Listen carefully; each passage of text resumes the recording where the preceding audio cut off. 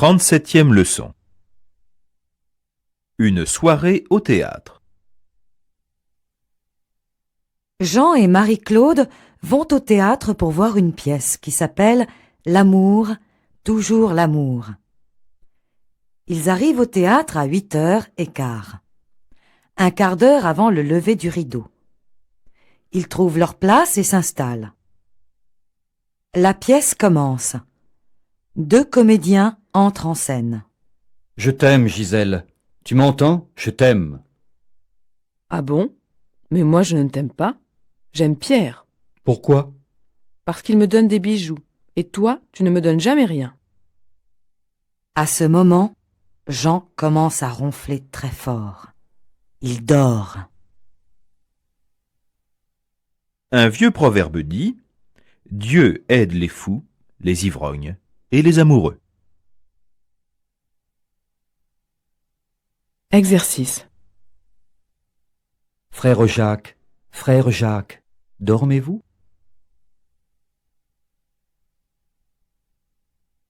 À quelle heure vous levez-vous le matin? Il leur montre les places. Et il s'installe. Il ne me donne jamais rien. Montrez-lui le billet.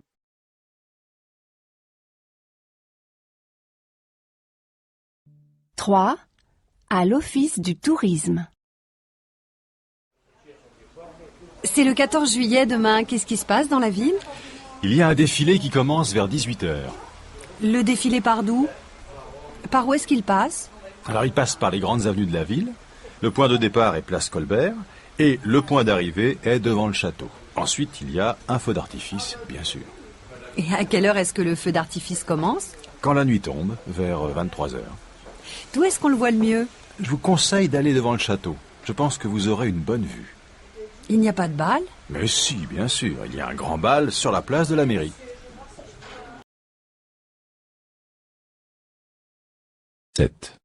Photo de famille. Papy, ça, c'est la maison où tu es né? Ouais. C'est la maison que mes parents ont achetée en 1920. C'est une maison que j'aimais beaucoup. Là, tu vois, c'est la chambre où je dormais. Regarde cette voiture, elle est drôle. Oui, pour maintenant, elle est bizarre. C'est la voiture que mon oncle Roger avait achetée et qu'il prenait pour venir nous voir. Et le monsieur, là, c'est qui? C'est mon autre oncle, Paul. Tu sais, c'est l'oncle qui est parti en Australie et qui a fait fortune là-bas. J'aimais beaucoup cet homme qui aimait l'aventure. Et cette photo, qu'est-ce que c'est? C'est la fête qui a été organisée quand mon père a pris sa retraite. Là, c'est un ami de mon père qui a apporté tous les cadeaux. Je me souviens très bien de lui. Cet homme, qui avait une énorme moustache, avait aussi une grosse voix qui me faisait peur. Pourtant, il était très gentil. Et cette dame-là? Cette dame, c'est ma tante Victoire qui m'a emmené pour la première fois de ma vie à Paris. J'ai un très bon souvenir de ce voyage qui a été extraordinaire pour moi. Imagine, un petit garçon qui n'avait jamais quitté sa campagne, qui vivait au milieu de la ferme avec les vaches et les canards. Waouh! Tu avais quel âge, papy? Ah, regarde, c'est marqué. 1949. Ah oui, c'est l'année où je suis allé à Paris avec ma tante. J'avais 10 ans. Regarde cette photo. C'est l'hôtel où nous sommes allés. Je crois qu'il n'existe plus maintenant. Et ce bébé-là, c'est papa? Mais non, mon garçon. Ce bébé, c'est l'oncle Paul, que tu as vu sur l'autre photo.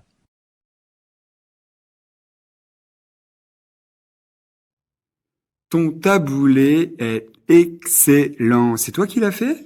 Oui, mais je ne fais rien de particulier. Tu mets quoi dedans? Ben, rien de spécial, mais peut-être que le truc, c'est de mettre de la menthe fraîche coupée en fines lamelles. J'en mets très peu. C'est sûrement ça. Tu en reprends? Avec plaisir. Est-ce que tu peux me passer le pain? Tiens. Merci. Je te resserre du vin? Non, je conduis. Je vais prendre de l'eau. Cher Peter, merci beaucoup pour ta dernière lettre qui m'a fait bien plaisir. Je vais tenter de répondre à tes questions et de te donner quelques conseils. Tu me demandes comment faire pour améliorer ton français et pouvoir parler couramment. Je pense que la solution idéale est de venir passer plusieurs semaines en France. À mon avis, il n'y a que dans le pays qu'on apprend vraiment la langue qu'on veut étudier. Si tu te décides, ne viens surtout pas accompagné. On a vite tendance à utiliser sa langue maternelle avec ses amis. Tu pourrais essayer de trouver un emploi en France ou t'inscrire dans une école de langue. Tu y trouveras des enseignants français et y rencontreras des personnes de ton âge. Une autre idée, pourquoi ne pas prendre l'habitude d'écouter régulièrement la radio ou de regarder la télévision? Peux-tu recevoir le satellite? Sinon, tu peux aussi louer des films en version originale. Demande à tes professeurs s'ils ne connaissent pas de jeunes qui voudraient correspondre avec toi. Essaie de lire des livres en français ou abonne-toi à une revue. J'ai utilisé toutes ces méthodes pour apprendre les langues étrangères et je pense qu'elles sont vraiment efficaces. J'espère que toutes ces informations vont t'aider à mieux pratiquer le français. Si tu viens en France, il y a une très bonne école à Bordeaux et je serai très heureux de t'héberger car il te faut une famille d'accueil française, bien sûr. Je te souhaite bonne chance et bon courage pour tes recherches. Bien amicalement, Serge. 30e leçon. Chez Monsieur Duclos. L'appartement de Monsieur Duclos est composé de 2 pièces, d'une cuisine et d'une salle de bain. Il se trouve dans un vieil immeuble dans la banlieue parisienne. Il y a 6 étages et une concierge. Monsieur Duclos vous ouvre la porte et vous arrivez dans l'entrée. À droite, il y a la cuisine et à côté, la salle de bain. Plus loin, on voit la pièce principale, le salon, qui est meublé avec beaucoup de goût. Il y a 2 beaux fauteuils et un canapé confortable. Au milieu de la pièce, il y a une table basse. Les fenêtres du salon donnent sur une petite cour. Exercice. Ils habitent un vieil immeuble dans la banlieue parisienne.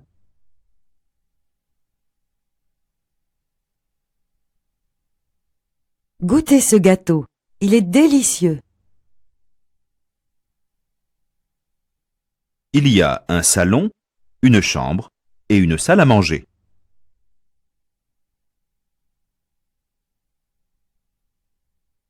Je vais acheter un meuble pour ma cuisine. La fenêtre donne sur la rue. Unité 12. Vérifier. Dans une station balnéaire. Sophie, tu as pris ton maillot de bain? Oui, maman. Il y a bien une piscine pour les enfants. Oui, regarde, elle est là-bas. Le club organise bien des cours de natation, non? Mais oui, j'ai vu l'annonce dans l'hôtel. Tu es sûre que Sophie veut apprendre à nager? Maman, mais oui, je veux apprendre à nager. Nous recherchons quelqu'un. Qui recherchez-vous? Je recherche mon frère. Habite-t-il ici? Oui, je pense que mon frère habite dans cet immeuble. Qui est votre frère? Dites-moi son nom. Le nom de mon frère est Jean. Qui est le plus âgé, vous ou votre frère? Mon frère est plus âgé que moi. Je suis plus jeune que lui. C'est l'aîné de la famille. Lequel d'entre vous est le plus grand, vous ou votre frère? Mon frère est plus grand. Je suis la plus petite de la famille. Pourquoi demandez-vous cela?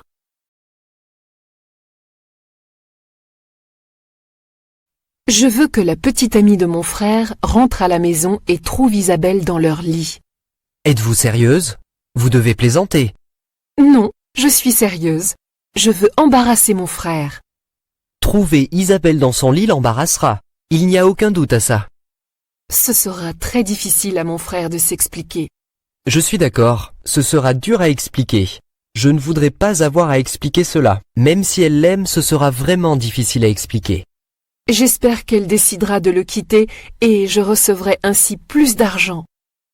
Je comprends mieux. Vous n'êtes pas une très gentille sœur. Peu importe. Faites seulement ce que j'ai dit, et je vous donnerai l'argent.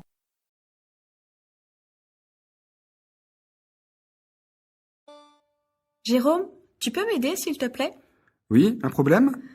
Je n'arrive pas à visionner cette vidéo. Fais voir. C'est quoi ce truc? Je ne sais pas trop. On m'a dit que ça fonctionnerait avec ce vieux magnétoscope. Attends, oui, mais tu ne l'as pas connecté à la télé. Tu dois le relier avec ce câble, et ensuite tu appuies sur cette touche. Et voilà. Et après, tu allumes la machine, tu mets la cassette, et tu appuies sur lecture. Et normalement, ça devrait marcher. Tu dois faire quoi avec ça? Eh bien, on m'a demandé de numériser tous ces vieux films. Je crois que ce sont les images d'archives de l'entreprise. Eh bien, je te souhaite bon courage. En tout cas, merci, tu m'as sauvé la vie. N'exagérons rien. Allez, à plus tard. Salut.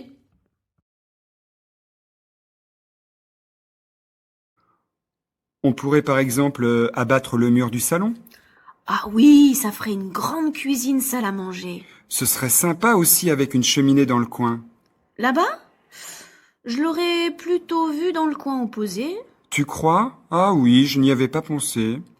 Et ici, ce sera la chambre des enfants. Tu as vu l'état des murs? Oui, il va falloir un bon coup de peinture. On en profitera pour changer la moquette. En fait, il faut tout refaire. Ça va coûter pas mal d'argent. Disons que la plupart des travaux sont faisables nous-mêmes. C'est un point positif. Tu as raison. Le toit et la tuyauterie sont en très bon état. Par contre, il faudra étaler les travaux sur au moins 2 ans. On va s'en tirer à combien, à ton avis? Je sais pas, dans les 400 000? Tu crois qu'on obtiendra un crédit de la banque? J'en sais rien. Mais Arnaud m'a dit que ça devrait le faire parce que tu es fonctionnaire. Il ne sait pas combien je gagne. Peut-être, mais ça rassure les banquiers, figure-toi.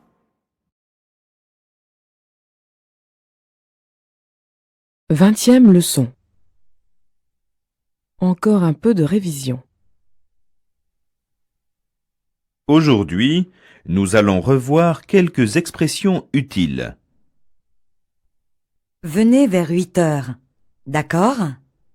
Parfait. Elle est malade et elle prend beaucoup de médicaments. Je cherche un grand sac en cuir.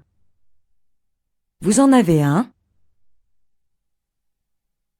Il n'a pas faim et il n'a pas soif. Il a déjà mangé. Qui est à l'appareil? Ah, Sophie. Comment allez-vous? Ma femme a beaucoup de travail en ce moment. Des vacances? Ne me faites pas rire. Vous voulez un verre de vin? Avec plaisir. Comment vous appelez-vous? Je m'appelle Sophie Delay. Je suis désolé. Je suis pris samedi soir. Eh bien, tant pis. Cette nouvelle robe vous va très bien.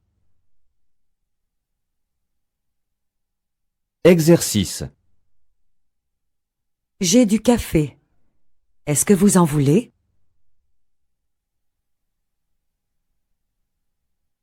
Encore un petit peu, s'il vous plaît. Ce nouveau chapeau et cette nouvelle robe sont très jolis.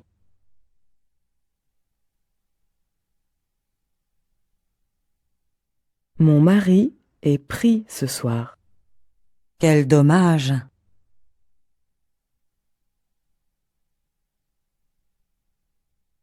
Comment s'appelle sa femme? Je veux revoir cet exercice, s'il vous plaît. Unité 19. Exprimer une condition. Le temps qu'il fait. Qu'est-ce qu'on fait demain? On va à la plage? Oui, s'il fait aussi beau qu'aujourd'hui, on pourra y aller. Tu te baigneras? Si l'eau n'est pas trop froide, oui, bien sûr. Sinon, je resterai au soleil. Si je vois Grégoire, je lui proposerai de faire un peu de bateau. Et s'il fait pas beau demain? On ira en ville faire des courses, non? Oui. Même s'il pleut, ce sera agréable.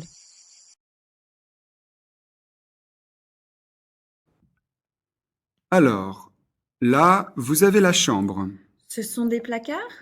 Oui, il y a 2 placards par chambre, c'est très fonctionnel.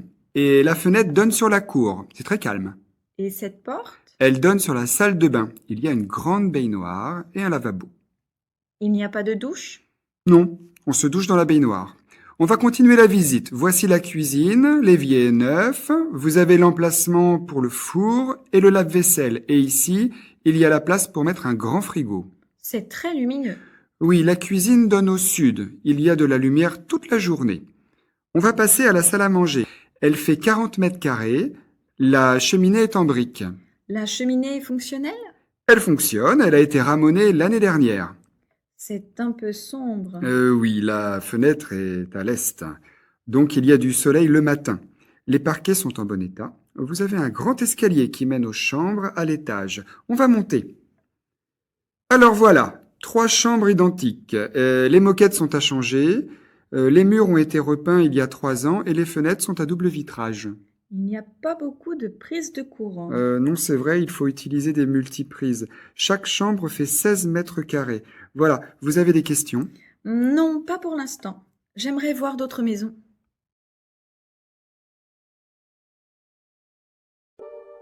Avant, c'était différent? Mamie, tu avais un téléphone mobile quand tu étais petite? Un téléphone mobile? Mon chéri, je n'avais pas de téléphone du tout. Tu n'avais pas de téléphone? Eh non.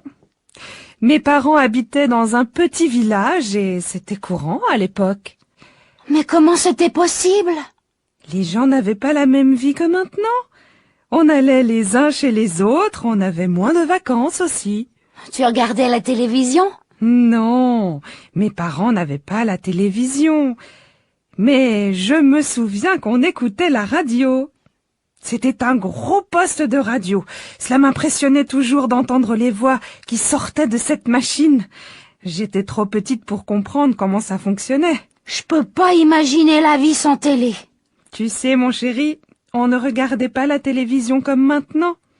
Pendant les dîners, on parlait, on discutait, et après, on jouait aux cartes, on lisait. Tu jouais comment si tu n'avais pas de console de jeu? Mais mon chéri, comme toi, j'avais beaucoup d'amis. On s'amusait comme des fous. On jouait dehors, dans la rue.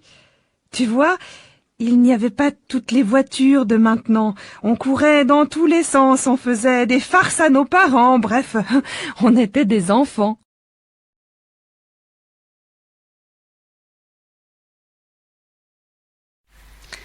Chaque matin, mon fils Jacques se réveille en premier et prend son petit déjeuner à 7 heures. Pour l'instant, la maison est encore calme. Puis, mon mari Edgar se lève. Dès qu'il entre dans la cuisine, il allume la radio parce qu'il aime écouter les actualités. Mais Jacques n'est pas d'accord. Il préfère boire son café et lire le journal dans le calme et la tranquillité. Alors, la dispute quotidienne entre le père et le fils commence. Au premier étage, on peut entendre ma belle-fille, la femme de Jacques, crier après ses 2 enfants, Félix et Jeannette, parce qu'ils vont être en retard s'ils ne se lèvent pas tout de suite. Ensuite, mon second fils Robert, qui est au chômage, sort de sa chambre très en colère car il y a trop de bruit et il ne peut pas faire la grasse matinée. Donc, il prend ses cigarettes et quitte la maison avec notre chien Snobby. Puis, comme d'habitude, mon petit-fils Félix s'énerve car il ne peut pas se laver les dents. Sa sœur a la mauvaise habitude de passer beaucoup de temps dans la salle de bain. Il se demande si elle va au lycée pour draguer les garçons ou pour passer le baccalauréat. Eh bien moi, pendant ce temps, je prends ma tasse de thé et je m'installe dans le salon pour regarder la télé. Mais parfois, il y a tellement de bruit dans cette maison que je suis obligée de monter le volume au maximum. Vous savez, à mon âge, on n'entend plus très bien. 33e leçon. Quelques questions. Que font les Parisiens quand ils veulent voyager rapidement? Pourquoi le métro est-il bon marché? Combien de billets y a-t-il dans un carnet? Réponse, phrase 10. Comment va-t-on de Vincennes au quartier latin? Quel est le nom de la station où on change de ligne? Au guichet. Un touriste demande un ticket. Un aller-retour pour le musée d'Orsay, s'il vous plaît. Mais monsieur, il n'y a pas de billet aller-retour. Et d'ailleurs, le ticket coûte toujours le même prix. Alors, prenez plutôt un carnet de 10 tickets. D'accord. Ça fait combien? Exercice. Que faites-vous le samedi? Je travaille.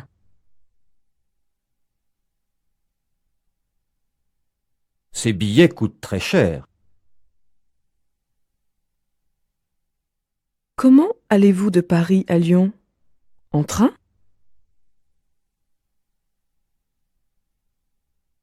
Téléphonez chez Jean et demandez Michel. Il vous attend.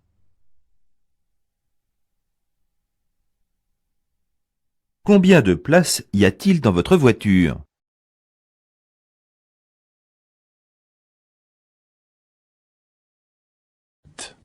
Devant le cinéma.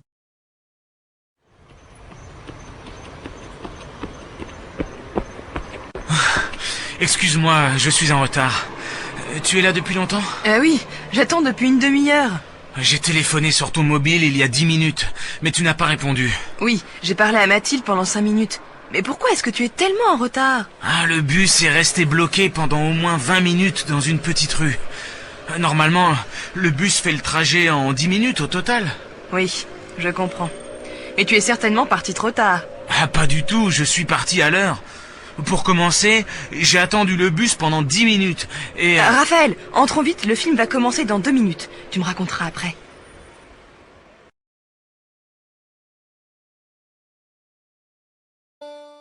Bonjour Madame Dupin, il fait pas chaud ce matin? Oh, ne m'en parlez pas. J'ai dû rallumer le chauffage hier soir. Eh bien moi, c'est pareil. Il faisait 14 dans la maison. Que voulez-vous? Il n'y a plus de saison. Tout est détraqué. Un jour il fait chaud, un jour il fait froid. C'est vrai qu'on ne sait plus comment s'habiller. Vivement l'été. Oui, encore que l'été dernier, on n'a pas eu si chaud que ça. Je suis partie les 2 premières semaines de juillet en Vendée avec mes enfants.